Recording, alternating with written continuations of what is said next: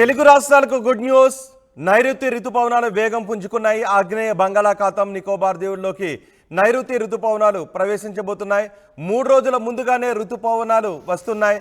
June 1న కేరళను తాకబోతున్నాయి నైరుతి రుతుపవనాలు. June మొదటి వారంలో ఆంధ్రప్రదేశ్లోకి రుతుపవనాలు ప్రవేశిస్తాయి. జూన్ 15వ తారీఖు కల్లా దేశవ్యాప్తంగా రుతుపవనాలు విస్తరిస్తాయి. ఇటు ఉపరితల ద్రోణి ప్రభావంతో తెలుగు రాష్ట్రాల్లో ఇప్పటికే వర్షాలు కురుస్తున్నాయి.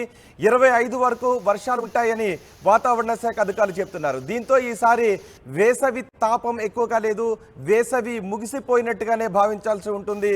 22న బంగాళాఖాతంలో అల్పపీడనం ఏర్పడుతుంది. 24న వాయుగుండంగా మారే అవకాశం ఉంది.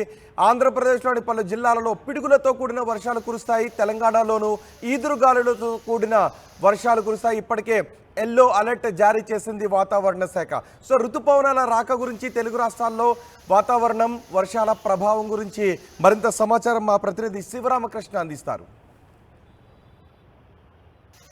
దక్షిణ తమిళనాడు నుంచి లక్షద్వీప్ వరకు ఒక ద్రోణి అయితే కొనసాగుతుంది. ఆ ద్రోణి ప్రభావం వల్ల ఆంధ్రప్రదేశ్లో పలు ప్రాంతాల్లో అయితే వర్షాలు పడే అవకాశం అయితే ఉంది. అయితే తెలంగాణ, రాయలసీమ ప్రాంతాల్లో అయితే ఆకాశం అంతా మేఘావృతమై వర్షాలు పడి ఈ వాతావరణం అయితే చల్లగా మారింది. అయితే కోస్తా జిల్లాలో ఉరుములు మెరుపులతో కూడిన వర్షాలతో కురుస్తాయని చెప్పి వాతావరణ శాఖ అయితే అంచనా వేస్తుంది.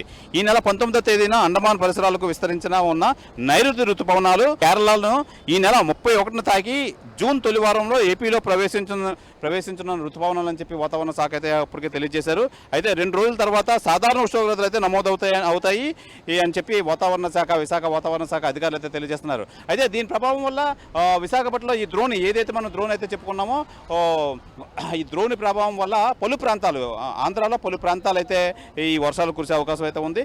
అయితే విశాఖపట్నం గురించి వస్తే ఈరోజు వాతావరణం అయితే విశాఖలో అయితే టెంపరేచర్ విషయానికి వస్తే చాలా హైగా ఉంది. అసలు వర్షం కురిసే అవకాశం అయితే లేదు, వర్షాలు అయితే పడే అవకాశం లేదు.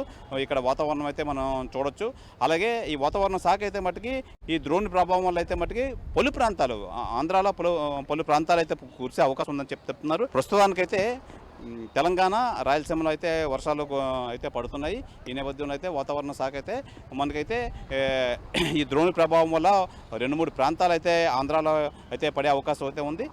ఈ నేపథ్యంలో అయితే జూన్ కల్లా అతి తొందరలోనే ఈ ఋతుపవనాలు అయితే వచ్చే అవకాశం అయితే ఉంది. ఋతుపవనాలు రావడంతో ఏదైతే ఈ ఎండ నుంచి తీవ్ర అస్వస్థ గురవుతున్న ప్రజలు ఉపశమనం పొందుతారు. అలాగే ఈ ఋతుపవనాలు రావడం వల్ల వాతావరణంలో అయితే మార్పులు అయితే వస్తాయని చెప్పి, చల్లటి వాతావరణం అయితే వస్తుందని చెప్పి ప్రజలంతా ఆసక్తిగా చూపిస్తున్నారు. అలాగే అనుకున్న దానికన్నా 3 రోజుల ముందు అయితే ఈ ఋతుపవనాలు తాకే అవకాశం ఉందని చెప్పి విశాఖ వాతావరణ కేంద్రం అయితే మనకి సూచిస్తుంది. కెమెరామెన్ అజయ్తో